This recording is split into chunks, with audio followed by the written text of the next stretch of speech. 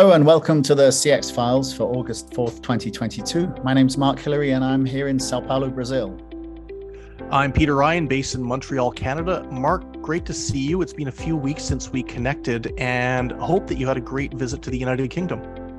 Yeah, fantastic time. Really good to actually be there as a visitor. And I was there when the UK temperatures went over 40 Celsius. So it's the hottest ever for the UK. And actually they had all kinds of problems, like the rail system didn't work and the roads were melting. But fortunately, I think I was just taking a stroll that day. So it was pretty easy. Well, you raise an interesting point. And before we get into our interview this week for the CX Files, and it was an amazing interview that it was, I might add, maybe, Mark, talk to us a little bit about what you experienced in the UK from the so-called travel-mageddon that everybody's talking about. Obviously, visiting an overseas country with a newly born baby is going to be challenging at the best of times. But how did you and Renata find the experience leaving Brazil, going to the UK and coming back from a CX perspective? Yeah, I mean, I must say that despite all of the negative headlines and information that we've seen recently, I had a very good experience. And I don't know, I don't quite know why, because all the time that I was there, I was also reading this news about Heathrow Airport being a disaster and it's going to be a nightmare coming home. But throughout my journey going there, I checked in very quickly. British Airways was fantastic bringing us over. In fact, one of the BA staff, the first thing they said to us on the plane was, "Don't worry if the baby cries. You're just as valid a passenger as anyone else. So don't feel embarrassed and just don't care what anybody else thinks." So already right from the start, they were setting us up to feel comfortable on the plane with a 3-month-old baby.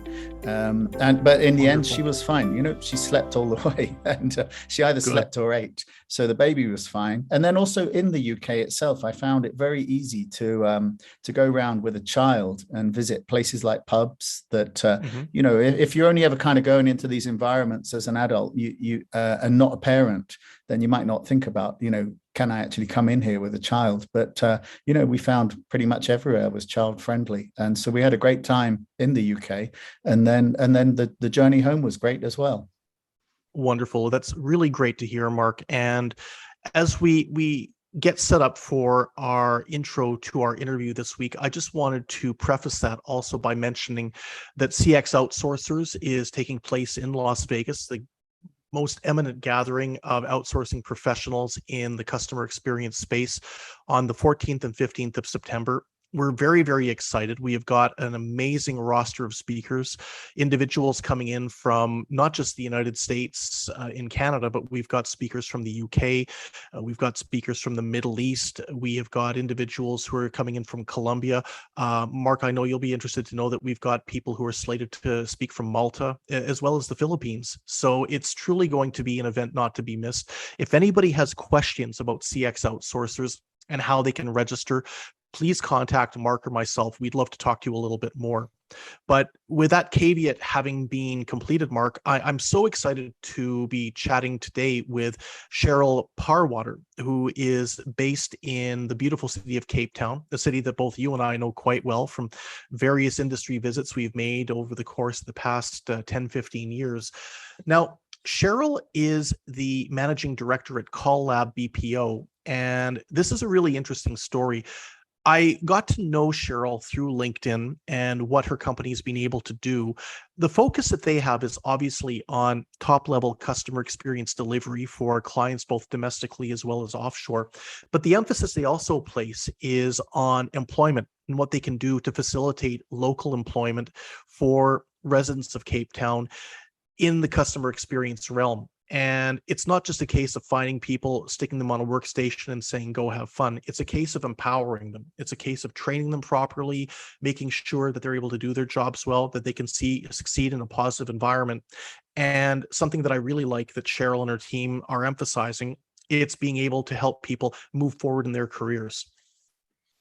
Yeah, and I think that it's interesting because, quite recently we had Neo Group, Hemant from Neo Group talking about ESG. And so, companies are clearly thinking about the partners that they they hire to work with them, that they bring into their ecosystem. And if you can work with a partner that is clearly got like an impact sourcing strategy, then that's clearly advantageous. I mean, you need to get the work done, but there's different ways of getting the job done that can actually sort of impact on employment and helping people. Indeed, indeed. And something that I really enjoyed about my chat with Cheryl, and we're all going to hear a little bit more about it when we go to the interview, is the emphasis that she's placing on entrepreneurship and the fact that she grew up in some disrupted circumstances, lost her dad at a young age. Her mom was very inspirational in terms of the work that she did and continues to do as an entrepreneur herself, running a small business in the sewing trade. And Cheryl was motivated at a very, very young age to want to start her own business and work towards that. And just this whole idea about entrepreneurship in the CX space, I think, is just vital. I think a lot of people associate CX and CX delivery, whether it's in technology or BPO, with large global organizations, and certainly there are many. But let's think also about the people that have decided they are going to start their own CX delivery operation. They've done it with blood, sweat, and tears, and they have been able to make a go of it. And this is a great example in terms of both Cheryl and Call Lab. And as I say, one of the more inspiring chats I've had with anybody over the course of my tenure as a host on the CX Files. And I'm certain that what Cheryl is going to be able to bring to the table is going to put on a lot of light bulbs over a lot of heads around the world. I think what's also interesting is that we're seeing the requirement for different skills in the CX area expanding so dramatically as well. I mean, you and I have both been out to visit Harambee in Johannesburg. Yeah. And, so we've seen how organizations like that are helping people to get into the contact center environment. And that pulls people into the kind of formal employment. They're paying taxes. They've got more than enough cash to support their family. But there's also this idea that we're moving on just from requiring contact center agents in this industry. So I think that the whole impact sourcing area can be expanded into IT, into data analytics, into all of these different areas where you need skilled people. But let's start creating a pipeline towards those different skills rather than only the agents alone. Well, this is it. The individuals that might be starting as agents or that might be interested in pursuing a career via the impact sourcing route can bring so much to the table, and limiting an organization to just using impact sourcing for frontline staff, I think would be a huge mistake. As you say, operations, technology, management, human resources, these are all areas that people can grow into and can forge a career. So let's move now to our discussion with Cheryl and find out a little bit more about her story and what Call Lab is up to.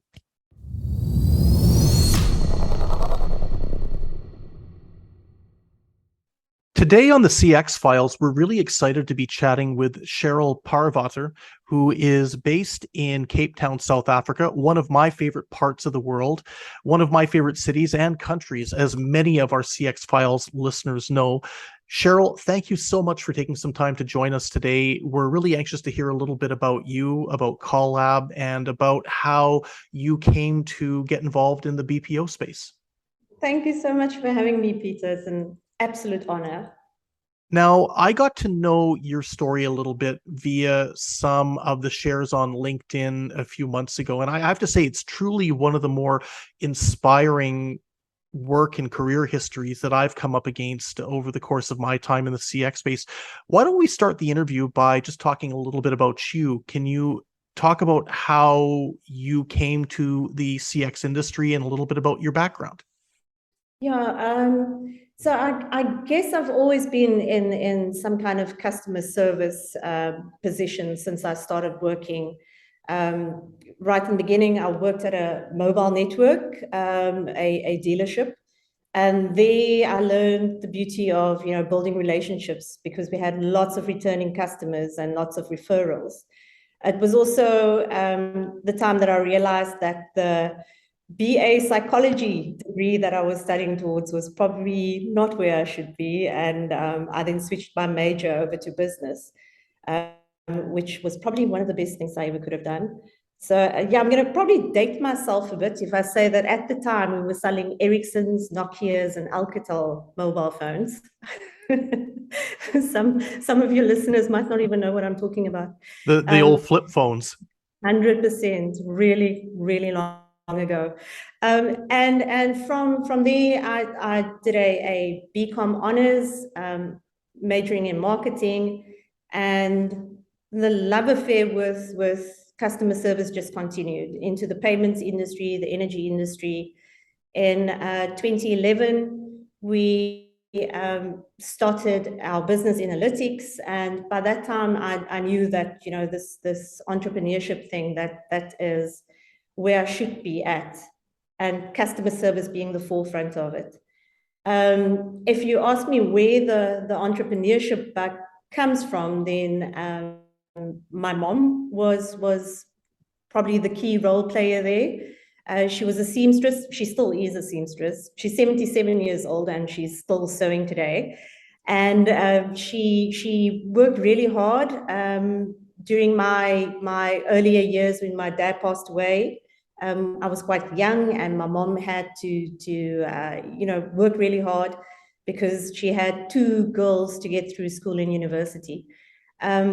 So I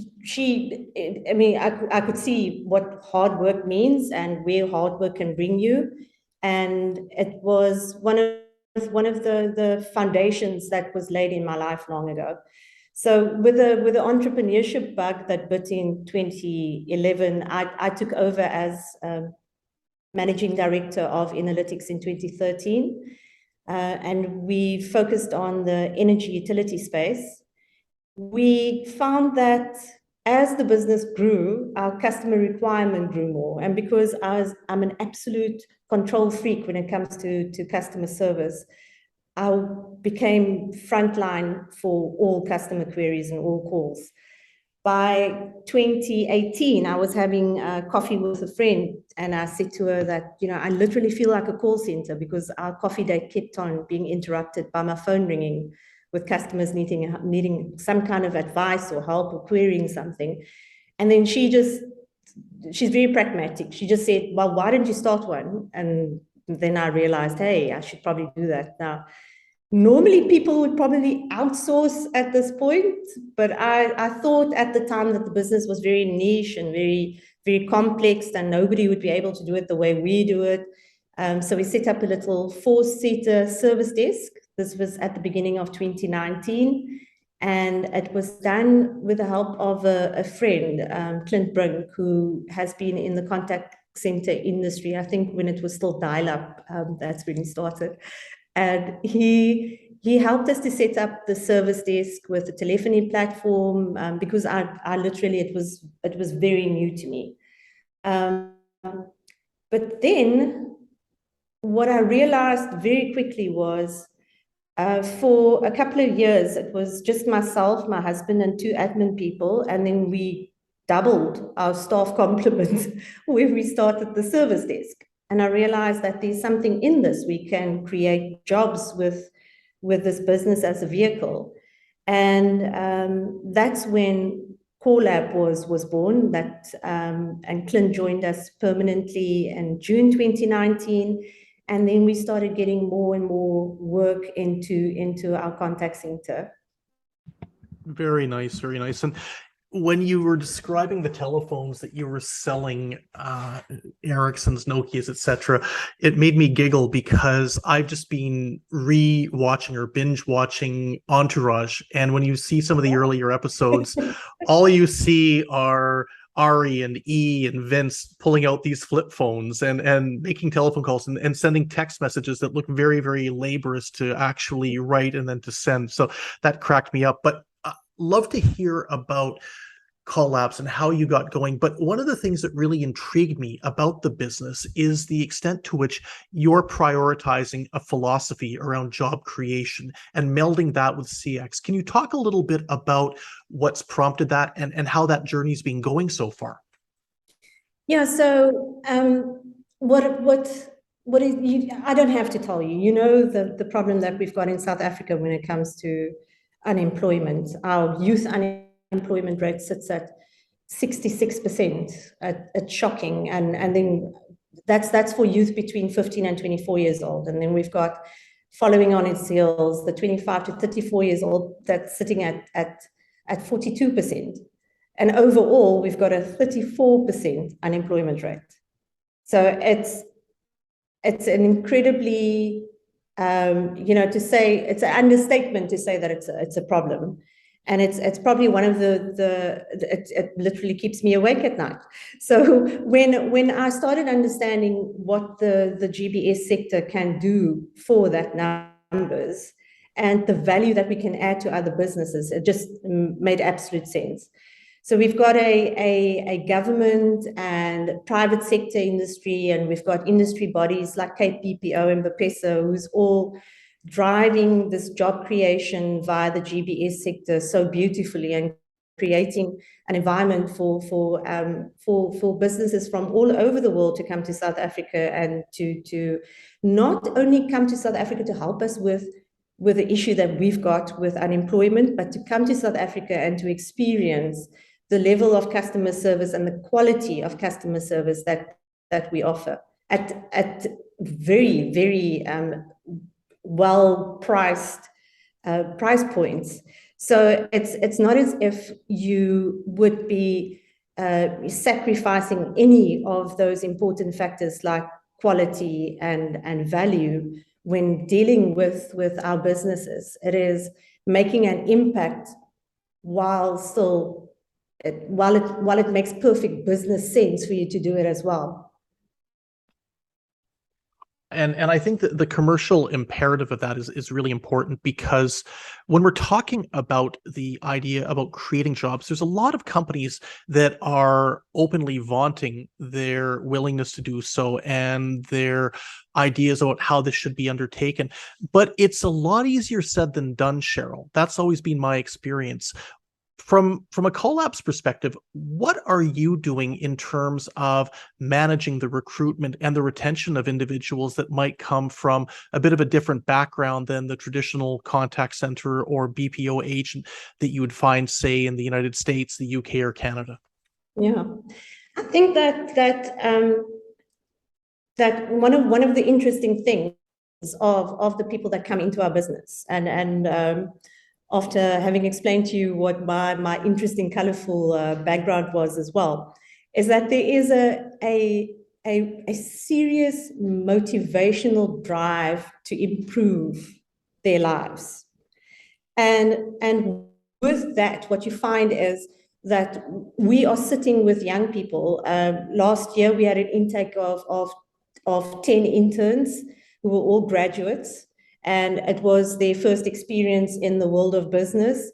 And what we saw was just a group of people who they thrived in the environment, and they wanted to prove themselves, and they wanted to upskill themselves, and they really grabbed the opportunity. Now, I'm not saying that's the experience for 100% of intern intakes, but in our experience, that has been the overwhelming type of response that we've had within our business.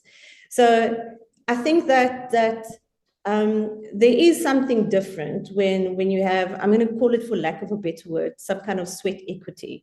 So when you had these challenges and you know what it's like to struggle, and you don't want to go back there, and you have an opportunity that's presented to you to improve your life and to improve the lives of your families, then we have people they're grabbing that bull by its horns and they're going for it. So our interns end up being our top performers in our business. And we're seeing this on a day-to-day basis. And I see the compliments that come into this business. It's insane. We've got a philosophy that we have, which we call our savvy principles. And this savvy philosophy, we try to ingrain into our teams when they take on process and throughout their journey with us. And that is the S is for solution, and you need to always provide a solution, be approachable, just create value and treat everybody as an individual. And those principles become lived experiences. not just in our business, but actually outside as well. So you can see the impact that it has when people are presented with an opportunity, and that's all that they wanted. It's just an opportunity to prove themselves. Yeah. And our clients are the better for it because they end up with this amazing group of people who are just shining and want to just deliver their best with every interaction. And the impact is felt throughout the whole value chain at the end of the day. So I don't think that there is, I think that there's actually a benefit at the end of the day. It's, you know, when you do have somebody who is so hungry to prove themselves. Yeah, I couldn't agree more. And this is one of the things I like about the business model you're talking about. I know other organizations in South Africa and other parts of the world have leveraged it. Even I was talking with a friend of mine, and she runs a BPO in Phoenix, Arizona, that uses the same model. They tend to find people who come from perhaps more challenging backgrounds, bring them in, empower them not just to be a frontline agent, but to really improve themselves and improve their career prospects. People really appreciate it. They grasp that gold ring as it comes around, and they really want to see what they can do with their lives. And building a career in CX is a great opportunity for so many folks. And Cheryl, as we finish off our discussion today, which has been fantastic, and thank you very much for sharing your insights and your story, I would really like it if you would be able to impart maybe a few golden nuggets of knowledge or advice to organizations in the CX space that might be looking to try and bring this employment first model to the forefront. What would you counsel would be the most important elements to be considering for any organization, whether it's a captive or an outsourcer, that wants to try and make an impact on people's lives through employment? Well, I can't think of a better way of making a difference. And it's literally just, you know, the ability to touch lives and to touch it in such a meaningful way that what you are doing is you are allowing somebody to equip themselves. I mean, it's not as if we're not an NGO, we're actually a business. And but what we do get to do is to create value in the lives of our people and in the space of our clients. So it's such a beautiful marriage between the two, because on the one side you have this ability to create jobs, but it is adding value in the client space as well. And the chain that you end up with is one that just goes right around, and what I'm trying to say is it's something that you have to do for the right reasons. And when you know what that why is, when you know why you are doing what you are doing, I feel like the rest of it just falls into place. So it's sorry, I get a bit emotional when I talk about these things, because it's a real passion for me. And we try to have this people before profit philosophy, and we get told from time to time that, you know, that's naive, that's not how you run a business. But I genuinely believe that if you do things for the right reasons, then they will fall into place.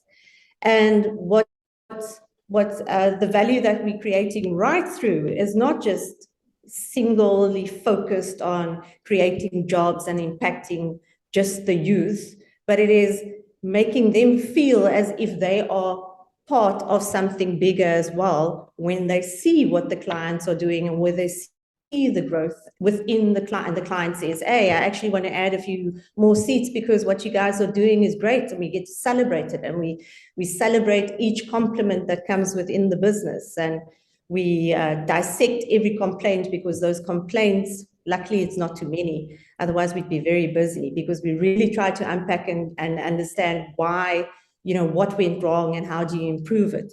So yeah, sorry, I said a lot there, but what I'm trying to say is that my nugget of wisdom would be, if you're doing it for the right reasons, the rest will fall into place. And I think that's a great note to finish off on. So Cheryl Paarwater, there's my Afrikaans accent coming in again as we were practicing before we hit the record button. It is really, really great to talk to you, and good luck with everything. We'll be watching Collabs very closely, but based on what you've explained today, I have no doubt that the only way is up for you and your organization, and all the best. Thank you, Peter.